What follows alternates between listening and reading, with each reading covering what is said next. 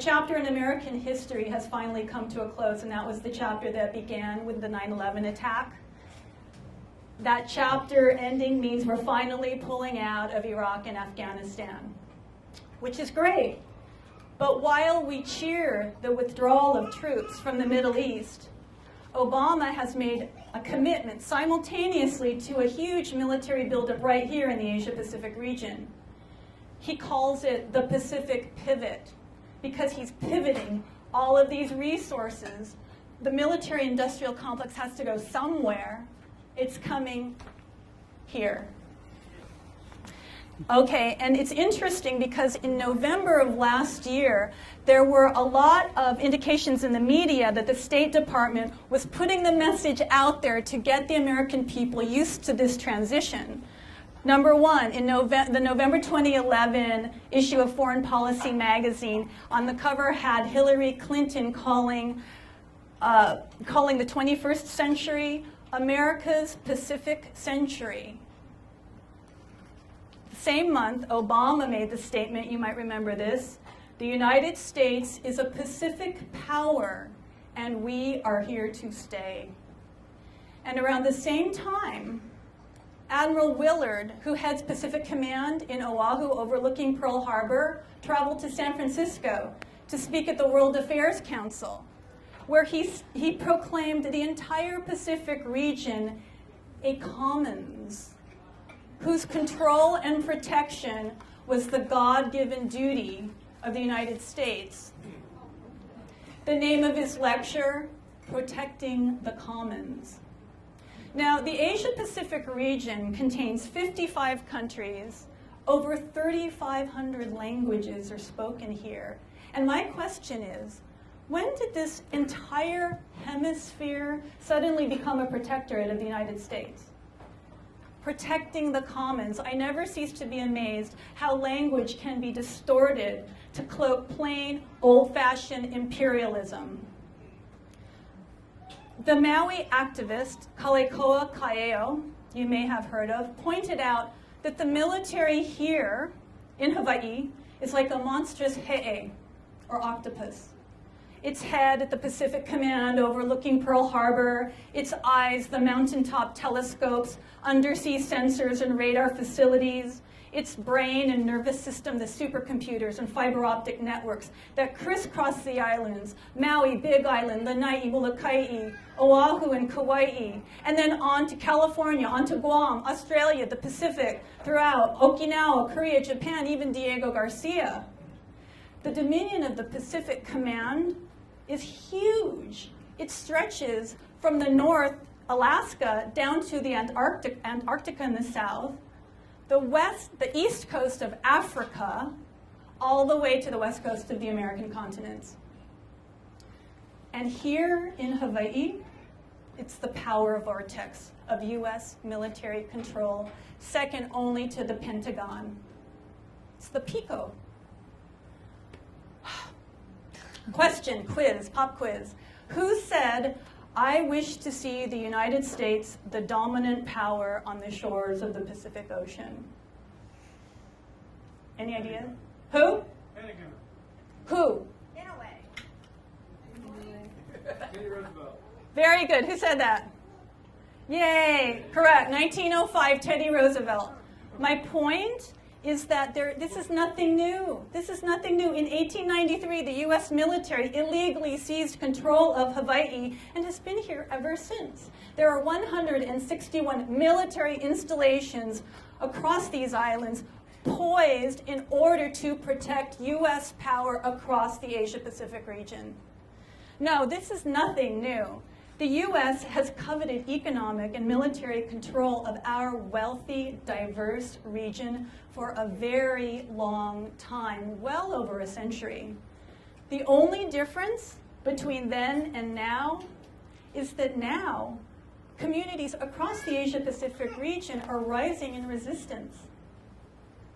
We are no longer just a scattering of all these little disempowered islands populated by small populations that have no power in the middle of this vast ocean, which actually is a continental perspective and does not reflect the traditional perspective of how Pacific Islanders saw themselves as all connected by superhighways of ocean, which is why they so easily traversed the Pacific through the celestial navigation. Today, peoples from all over the Pacific and the world are forming an interconnected global network like we're doing tonight. And we're working together to say no to this rampant militarism, no to this imperialism, no to land grabs, no to tearing out the reefs, no to tearing out all the farmland, no to corporations controlling local governance, no to this Pacific pivot. So, let's get back. Yeah.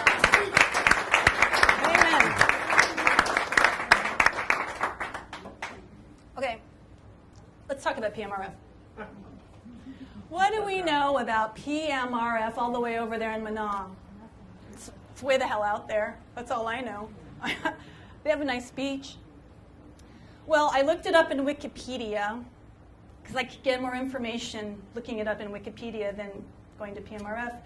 It said PMRF is the world's largest instrumented, multidimensional testing and training missile range. U.S. military and subcontractors favor its relative isolation, ideal year-round tropical climate, and encroachment-free environment.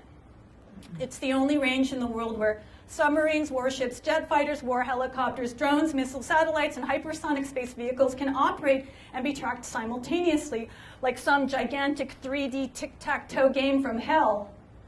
Beneath the sea, there are over 1,100 square miles of instrumented underwater range. In the heavens, there are 42,000 square miles of controlled airspace has been staked out. And on land, the base itself covers about 2,400 acres.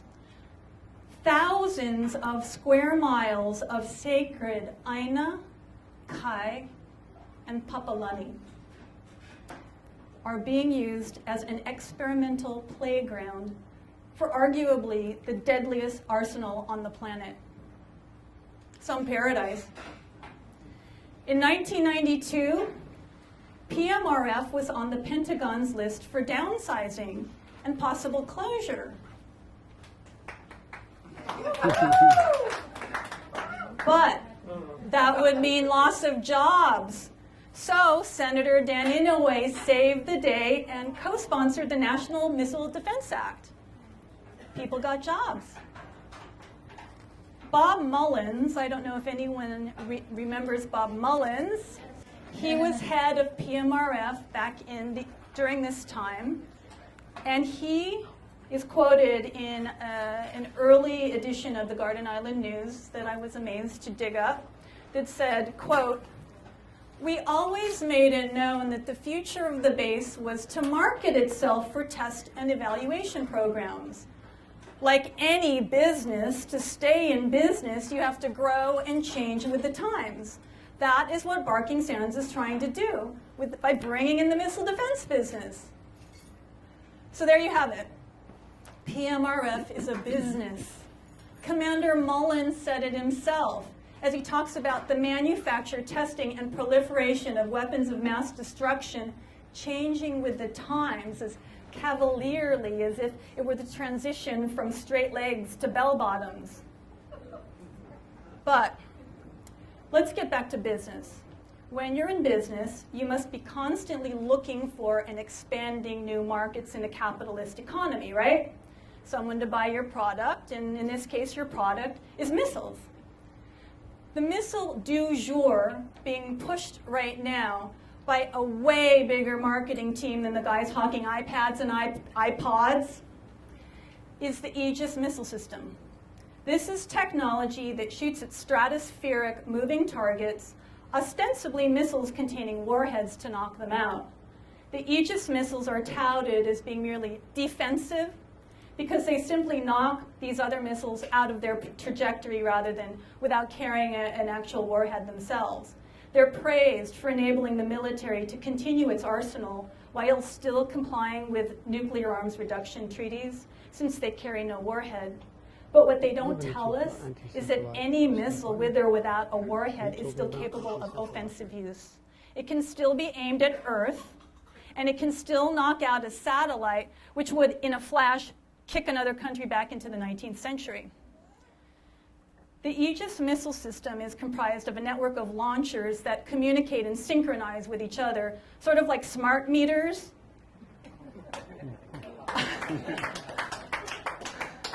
They're all mounted on warships. The reason they're all on ships is because the Pentagon initially encountered difficulty with other nations saying, we really would prefer you not to put your missiles on our territory. And so the Pentagon decided, well, then we'll just put them on warships and they'll cruise around all the oceans, and that way we won't bother anyone. Because these Aegis missiles can shoot the length of an entire hemisphere and maybe even more, and because the ocean covers 70% of the planet, you can imagine the extraordinary range these Aegis missiles on these ships have. However, this doesn't seem to be enough for the Pentagon, because their main goal right now, they say, is to encircle China and encircle Russia with these missiles. So how do you encircle China and Russia with warships when much of your country's borders are landlocked? Hence, Aegis Ashore. The Aegis Ashore missiles are the big new project for PMRF. They're slated to be installed on land in Poland and Romania with the pretext of stabilizing the region. Stabilizing the region? How can missiles ever bring stability or peace or security? Pointing missiles at another country will always heighten tension, destabilize a region, and lead to an arms race. It's a no-brainer. The only people who profit from this are the people who manufacture and test these weapons of mass destruction. The most glaring example of how Aegis missiles, which are tested at PMRF, destroy the environment, democracy, and cultures can be seen on Jeju Island off the Korean Peninsula. The US and South Korean governments have made an agreement to build a base on Jeju to house warships carrying Aegis missiles. The 120-acre base would accommodate over 20 warships, including 3 Aegis destroyers, 2 submarines, and 2 aircraft carriers. But the people who live there at Gangjong Village, which is where the base will be built, have made it unmistakably clear that they do not want this base. In a local election, 94% of the village voted against the base. But justice and democracy seem to hold no sway against Lockheed Martin, who happens to be the manufacturer of the Aegis missile system. Don't forget that Lockheed Martin manufactures the Aegis missile system. Samsung, who is the contractor for building the base, and other corporate Goliaths operating invisibly through the US and South Korean governments.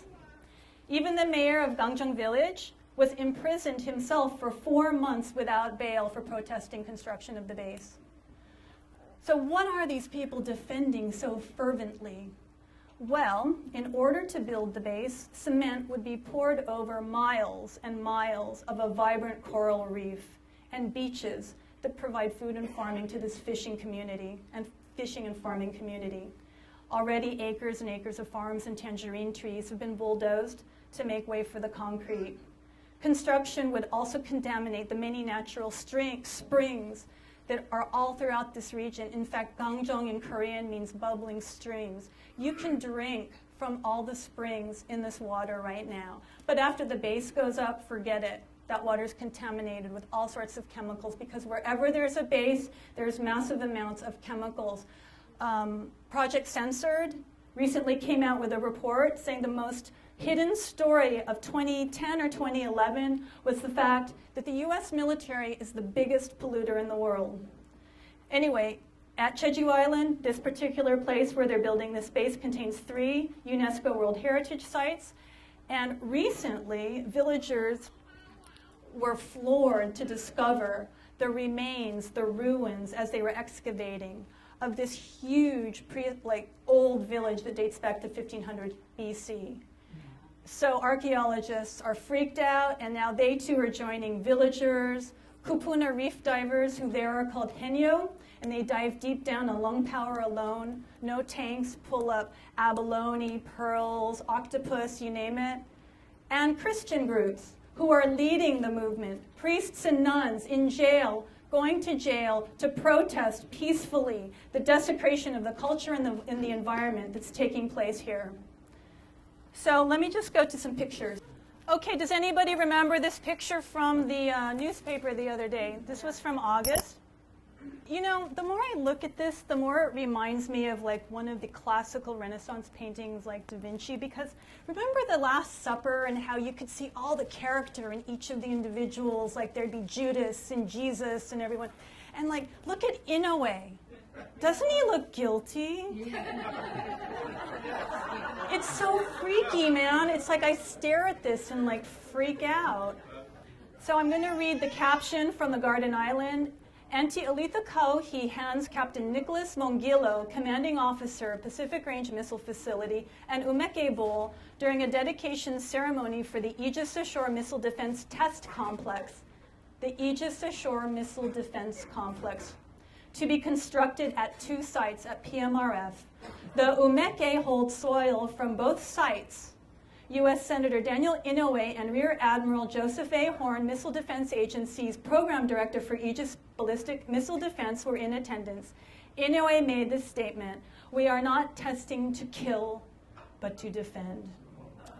So some background information on this whole Aegis Ashore and Inouye's involvement. Back in November 2009, Senator Inouye, who is committee chairman of Senate Appropriations, he holds the purse strings, created tensions by introducing an amendment that would enable his pet project, Aegis Ashore, to circumvent members of the Defense Authorization Committee. John McCain, the top Republican defense authorizer, countered by introducing another amendment that would require Aegis to be formally approved in a future defense authorization bill. But that failed, and Inouye got his way, and the project was included in a huge spending bill that was passed and approved by Obama 1 month later. It was $68.5 million. So just in case you're wondering why Inouye was so keen to push this pet project forward, all you have to do is check to see who is his biggest campaign contributor ever since 2001, every year. Lockheed Martin. Very good, Lockheed Martin. Okay. Meanwhile, this was going on in Korea. Crackdown. 1,000 police were called in from mainland Korea because Jeju Island police did not feel comfortable beating up on their own people who were defending their own island. 1,000 mainland police were brought in riot gear. At least 50 protesters here were arrested, including villagers, Catholic priests, college students, visiting artists, and citizen journalists. Many were wounded and or hospitalized. Here you have students lying down to block construction. As you can see, it's not a good picture, but it's nighttime, and this is going on constantly, 24/7 for the past 5 years. It's amazing. Here where this woman has chained herself is the three-way intersection, which at this time, it wasn't yet the main entry into where the base was to be built. It's a farm road. It's like the main nexus where you have to pass through here to get access. It's their beach access. And this woman, Hyun Ah-ja, she's an assembly member in Seoul. She comes from Jeju Island, and she changed herself to this spot for 3 months straight, day and night, mostly meditating. And she also was she's noted amongst the protesters as being the first person to ever go on a hunger strike, although now there are a lot of people currently on hunger strikes, and it's something that's commonly done. She was so determined that the construction workers were finally forced to build the fence around her. So the fence is straight, and then it just goes around where she chained herself. This is another board member of the Global Network Against Weapons and Nuclear Power in Space. This is Sung-hee Choi, and she is a Korean member. And is she texting someone? Oh, okay. Actually, she's texting, I am scared to death. Yes. Wow. So this is a common daily occurrence at the site of the construction at Jeju Island, people laying their bodies in front of these heavy machines. Sang-hee Choi. This is Mayor Kang, the one who was arrested and held for 4 months without bail. Very revered and beloved kupuna. This is a protester crying at his arrest. This is Mayor Kang being visited while in jail.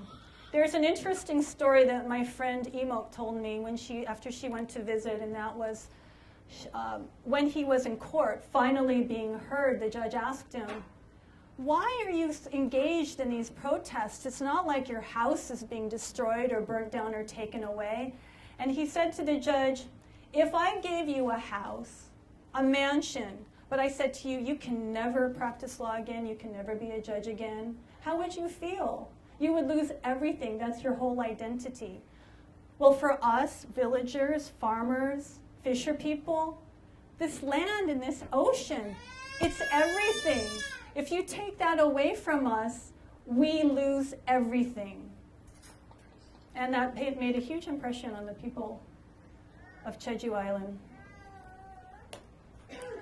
These are a couple of other villagers that were jailed. The man on the right is known as Uncle Jung Hwan, and he's famous because he was the cook at the protesters' camp. They specifically targeted the mayor and the cook. January 10th of this year, 22 Catholic nuns and a Jesuit priest were arrested while praying for peace at the gate of the naval base construction site. The official police report states that their arrests were due to obstruction of business and illegal assembly.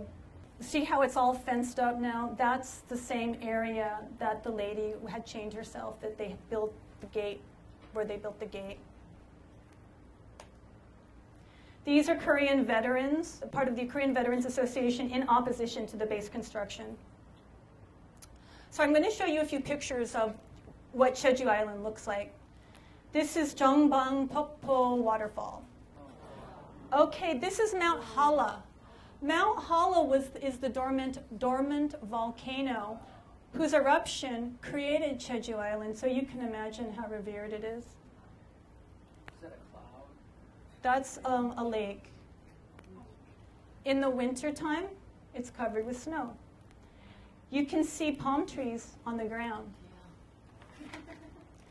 And you can see greenhouses. And these are exactly the kind of greenhouses that were torn down where the base is going to go.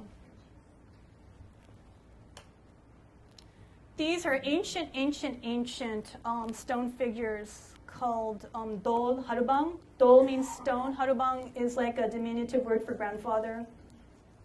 And they're interesting because they're fertility symbols, but they're ancestor symbols at the same time. And that's a lot like Hawaii, where your kupuna and your mo'opuna are sort of linked by the mo'o. Now, this lava formation is found only at Jeju Island. It's unique in the world. It's called Gorombi. And you see the pillar-like formations. And they're very, very sacred to the people of Jeju. And this is what they're destroying. They're blasting it. They're taking bulldozers. They want to flatten it so that they can build this humongous port for these Aegis destroyer warships and many other warships and nuclear submarines and aircraft carriers. This is a tide pool right outside Gangjong village. It will be cemented over. I'm going to show you a short video of underwater, what it looks like, what the reef looks like.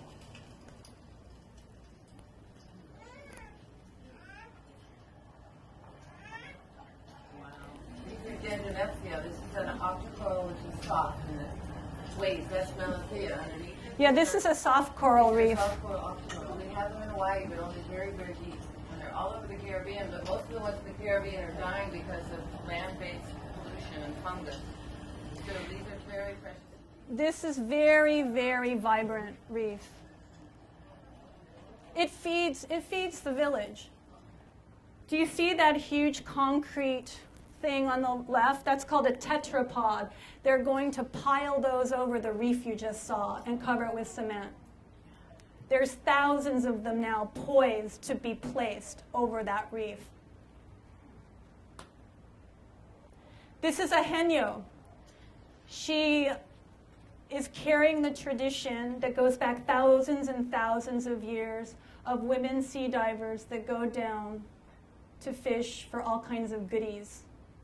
And it's because of them, partially, that Jeju Island has also been called Women's Island for thousands of years.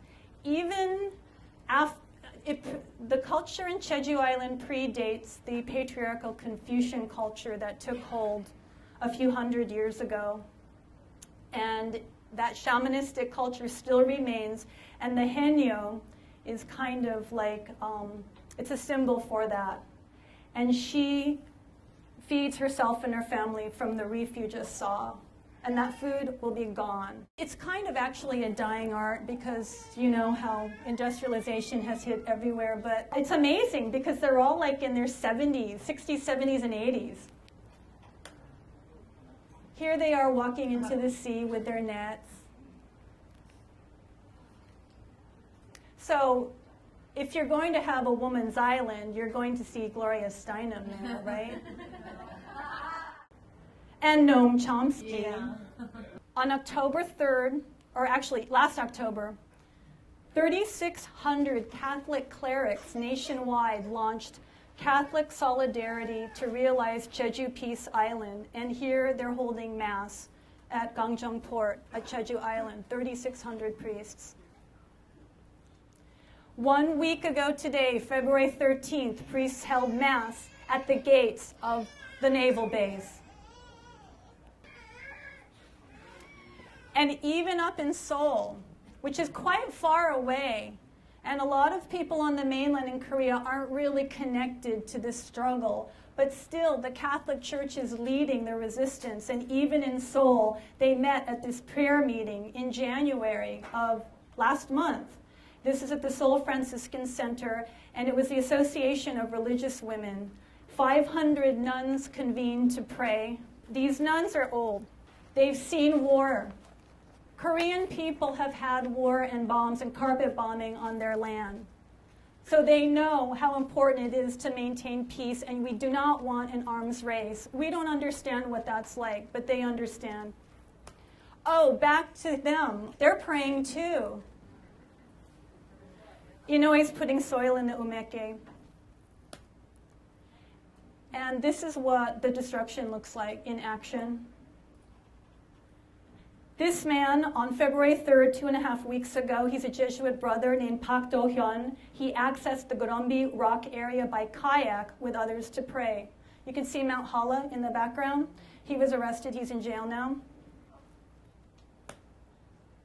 And this is Bruce Gagnon and Youngshil Kang. She visited Bath, Maine, and they stood outside the entrance to the Bath Iron Works facility where they manufacture the warships to bring awareness to the people who work there, what these warships do, where do they go. The Korean government and Samsung Corporation commenced blasting the rocky shore at Gangjong Village on Jeju Island. As a result, the freshwater springs that bubble up through the lava rock are no longer pure and now look like this. Nonetheless, the struggle grows to save Jeju Island. Please, write to the Korean embassy nearest you. Demand a halt to base construction.